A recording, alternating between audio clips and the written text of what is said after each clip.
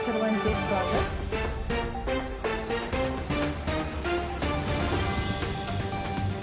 अन्यायकारक घरपट्टी वाढ रद्द करण्यासाठी आमदार फारुख शाह यांनी सभागृहाच्या पायऱ्यांवर सुरू केले उपोषण आंदोलन। धुळे शहरातील अन्यायकारक घरपट्टीचा फेरविचार होऊन जुन्या दराप्रमाणे घरपट्टीची आकारणी करण्याबाबतची मागणी आमदार फारुख शाह यांनी प्रधान सचिव यांच्याकडे केली।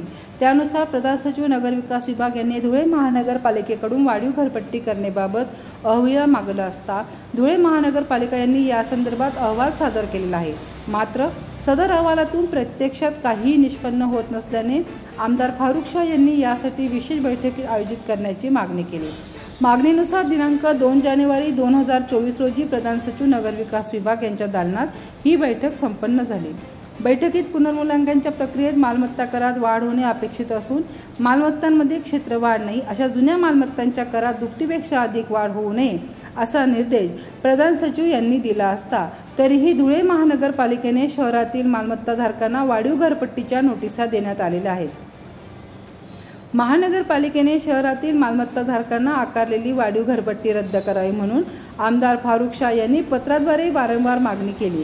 मात्र प्रशासनाने घरपट्टी वाढ रद्द केलेली नाही। महानगरपालिकेने शहरातील मालमत्ताधारकांना आकारलेली वाढीव घरपट्टी रद्द करावी म्हणून बुधवार दिनांक 3/7/2024 रोजी धुळे आमदार फारुख शाह यांनी सभागृहाच्या पायऱ्यावर उपोषण सुरू केले।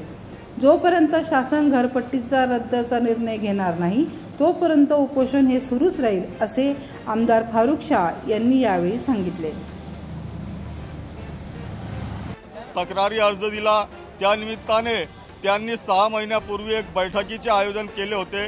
त्या बैठकीत आयुक्तांना बोलावून आम्ही सोबत होतो आणि त्यावेळेस असा ठरलेला होता की जी मालमत्ता करात जी वाढ केलेली आहे ती दुप्पटीपेक्षा जास्त व्हायला नको, परंतु महानगरपालिकेच्या आयुक्तांनी तब्बल 30 पटीने घरपट्टी वाढ केलेली होती।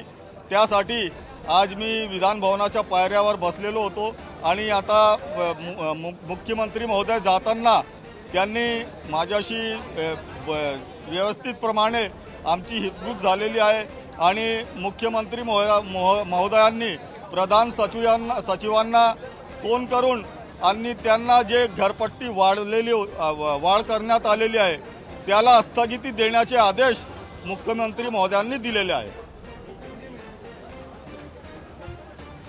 धुलिया मालेगांव महानगर पालिका की तरफ से प्रॉपर्टी टैक्स में बेतहाशा इजाफा किया गया।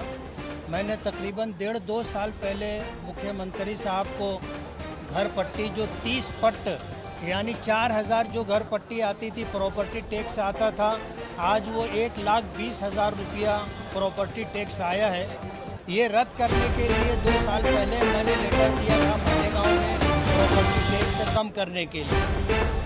आज धुलिया मालेगांव दोनों जगह के हम जिम्मेदारान हमने हाउस की पैतरी पर बैठ करके इसकी डिमांड की। हमारे सीएम साहब ने आकर के हम लोगों से बात की और जगह पर उन्होंने प्रधान सचिव को फ़ोन करके ये आदेश दिया कि दोनों जगह की घरपट्टी जो बढ़ाई गई है उसको रद्द किया जाए, उसको स्थगित किया जाए। मालेगांव शहर हो या धुलिया हो, ये मजदूरों की बस्ती है। 67% लोग झुग्गी झोपड़ियों में रहते हैं, मूलभूत सुविधा नहीं है, बेरोजगारी आम है।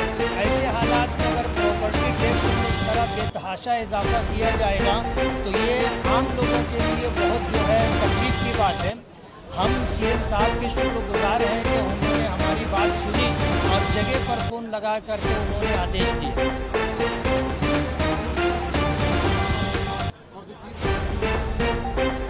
आप ये समझ लो कि जो प्रॉपर्टी टैक्स 900 रुपये था उसे 38,000 रुपया कर दिया गया है।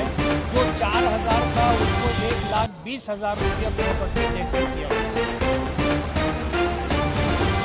अभी देखिए सीएम साहब ने फ़ोन करके प्रधान सचिव को आदेश तो दिया है, लेकिन ये वसूली कॉर्पोरेशन महानगर की तरफ से महानगर पालिका की तरफ से चालू थी। अब इस आदेश के बाद क्या होता है वो तो वक्त बताएगा।